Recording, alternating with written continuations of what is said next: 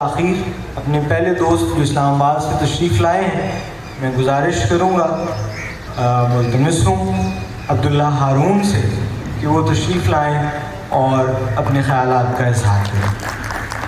عبداللہ ہارون آپ سے مخاطب ہیں۔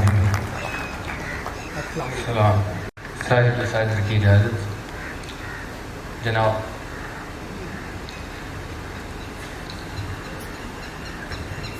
اختر عثمان صاحب سے اولین ملاقات محترم عدنان بشیر صاحب کی وساطت سے ہوئی تھی اور یہ کوئی 2013-14 کا سن ہوگا۔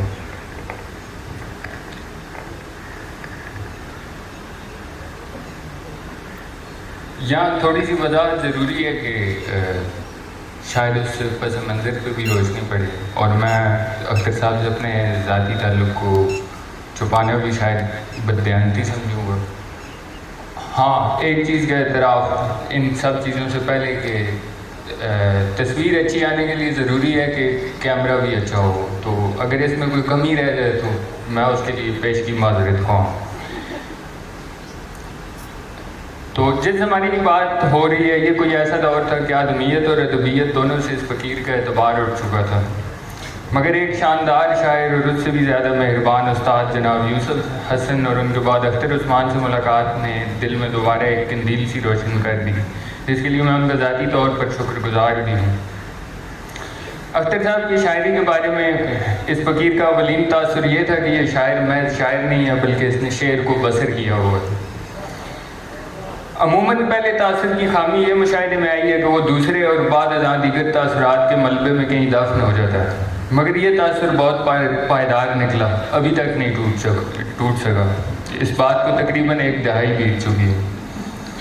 خود اختر صاحب کا اس بارے میں ایک مصرع اس بات کا عمدہ ترین اظہاریہ ہے۔ وہ کہتے ہیں، میری تمام شاعری سوانح حیات ہے، میں شعر گو رہا ہوں اور نام کا نہیں رہا۔ پون دہائی سے زائد پر محیط اس رفاقت میں ان کے شعر اور تخلیقی عمل کی دید و بازدید کے بے شمار مواقع میسر آئے اور ان سے اس فقیر بے مایہ کو اکتساب کا موقع بھی ملا۔ ایک طالب علم کے لیے یہ موقع کہ وہ ایک اصیل تخلیق کار کے حسن فکر و دست ہنر کو برسر کار دیکھ سکے کس قدر مسرت آگیں ہو سکتا ہے، اسے وہی جان سکتا ہے جو اس تجربے سے گزر چکا ہوگا۔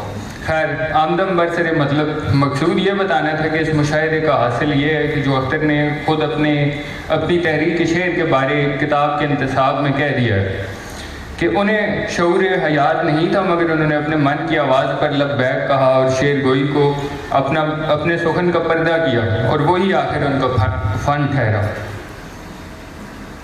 لہو میں یوں تو لہکتی نہیں ہے کیا کیا لہر، مگر جو ایک تقاضائے اندروں ہے کہ یوں۔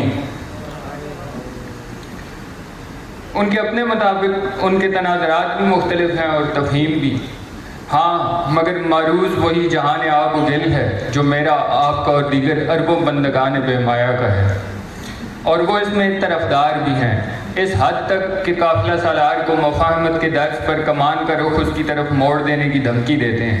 یہ حوصلہ اور ذات کم ہی لوگوں کے حصے میں آتا ہے، اور شعراء میں تو خاص طور پہ مستثنیات میں۔ یہی وہ لگن ہے جو انہیں شعر کے میلے میں لائی تھی اور وہاں زندگی لٹا دینے کے بعد بھی کہیں جانے نہیں دیتی۔ انہیں دلے دلائے درختوں سے آتی وصل کی باز کچھ وقت کے لیے محظوظ تو ضرور کرتی ہے، لیکن اس زنگ سے غافل نہیں ہونے دیتی جو ان کی نسلوں کے استخوانوں میں بولتا ہے۔ انہیں رسائی و نارسائی کے موسموں کا گلہ نہیں ہے، بلکہ لہو میں چلی ہوئی تازہ ہوا کا پاس خاطر زیادہ ہے۔ انہیں پرانے مانجھیوں اور ان کے پاش کستہ خوابوں اور اعصاب بنتے ہوئے چپوؤں کو موضوع سخن بنانا زیادہ مرغوب ہے، اور ان کی سطروں میں چھپی ہوئی اداسی گم گشتہ رتوں کو روتی ہے۔ وہ ریگ رواں پر بقا پرست ہیں، صورت آہو بجست ہیں اور قانون غلط غنا کو توڑنے والے ہیں۔ ان کی نظر اندام خزاں کے پیرہن پر کڑے ان پھولوں اور بیلوں تک بھی جاتی ہے جن پر بہار شکستہ غش کھا کر گری ہے۔ وہ جی میں کوکنے والی فاختہ کی گمشدگی پر محو جستجو بھی ہیں، اور جستہ جستہ منہدم دیوار وفور کو لہو کی آنچ دے کے دوبارہ چننے کے آرزومند بھی ہیں۔ انہیں اپنے سرخ موسموں کے زائدہ ہونے کا برملا اعتراف کرنے میں بھی کوئی باک یا تامل نہیں ہے۔ سرے کرتاس بگری ہے سرمئی کامنی لکیریں اور کچھ اجالا ان کے بقول ان کا حاصل گریہ بھی ہے اور 46 سال کی کمائی بھی. اور میری حقیر رائے میں یہ ایک شاعر کے لیے یہ آموختہ کچھ کم نہیں ہے بلکہ یوں کہیے کہ قابل فخر و صد سپاس ہے. ایسی لو کا لہر و روان رہنا بنتا ہے اور رفتگاں سے برسر ریگ اپنے کٹے پھٹے ہاتھ چومنے کا مطالبہ کرنا بھی 1000 بار بجا ہے. ان کی نگارش ایک حوصلہ مند مانجھی کی روداد سفر ہے جو ہر سفر کو آخری سفر سمجھ کر آغاز کرتا ہے لیکن اس بات پر یقین بھی رکھتا ہے کہ دریا کتنا بدل چکا ہو مانجھی وہی پرانے رہے گا. آہوئے ہنر بھی یوں ہی رمیدہ رہے گا کم از کم اس وقت تک جب تک ملال اور ورق باقی ہیں. البتہ میں ان کے اس بیان سے مکمل اتفاق نہیں کر سکتا جہاں وہ یہ کہتے ہیں کہ بگزار مرا کہ تازہ خویم باخیش خراب گفتگویم. ان کی شاعری ایک مکمل سوانح حیات ہے.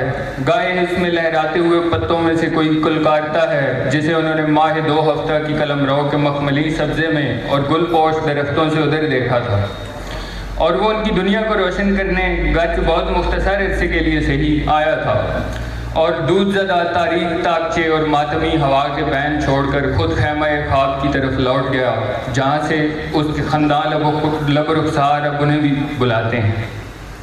اور گاہے بسنتی کی صورت میں چاہے اس کا نام شیتل ہو یا دنیا رادھا یا امبے. ایسی ہر واردات کے بعد وہ سرے شام زمزمہ ساز گنچوں شاخچوں اور پاتوں کی صحبت میں بیٹھ کر روتے ہیں جو درختوں کے گھنے جھنڈ میں اپنی دھنوں کو ترتیب دے رہے ہیں. گاہے انہیں تمثیل کے ایک وقفے میں ملنے والی کامنی اپنی اور لبھاتی ہے جس کے خواب کی لو میں ہنسنے سے ان کے 32 پتجھڑ رتیں کاٹنے کا غم غلط ہو گیا اور سانسوں میں نم چال میں ان زمانوں کا رم جی اٹھا جو عہد زمستان میں یک ہو چکے تھے. تب وہ کہتے ہیں کہ پس عمر کا حاصل فن جسے صرفۂ جہاں کہیں کچھ نہیں مگر اس سرمستی میں بھی وہ اس امر سے غافل نہیں ہوتے کہ بان میں چشم اور آگ تر کرنے در فقیری گزر کرنے اور ہر سر کرنے کا شغل کچھ ایسا بیکار بھی نہیں تھا. ان پر یہ دعویٰ پھپتا ہے کہ یہ لفظوں کی پیغمبری گر نہ ہوتی تو عبرت سرا میں بھلا کون جیتا.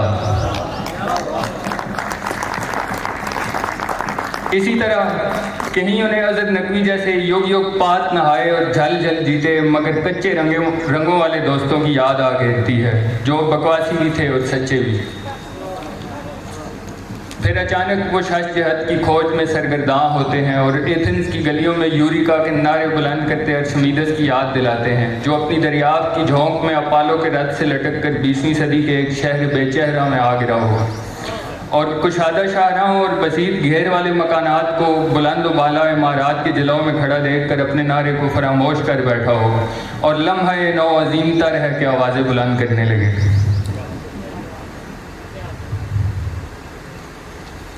اپنی اس باز پیدائش کی روداد یہ ارشمیدس ایک اور نظم ریسریکشن میں بیان بھی کرتا ہے جو پڑھنے کی چیز ہے. اور ایک پھول کے رخسار پر خنداں اکیلے نیل کنٹھ کی تنہائی کو دور کرنے کا دم بھرتا ہے. کبھی وہ فسانہ زمستان بیان کرتا ہے اور کبھی سرے سنا اپنے سر کو نئے عہد کا گلوب قرار دیتا ہے. کبھی وہ پجمزدہ بت ساز بن کر صحرا میں دکان کھولنے پر فسردہ و ملول نظر آتا ہے اور کبھی نوحہ کہنے سے منع کرتا ہے اور کھیلتی تتلیوں کے ہنستی ہوئی کلیوں کے قصیدے لکھنے کا کہتا ہے. کہنے کو بہت کچھ ہے اور وقت بہت کم سو بہارینہ کے اس شاعر کے لیے اسی کا ایک شعر. ممکن ہی نہیں موت مجھے مار دے اختر میں صاحب معنی ہوں میرا کام تو ہے نا. شکریہ.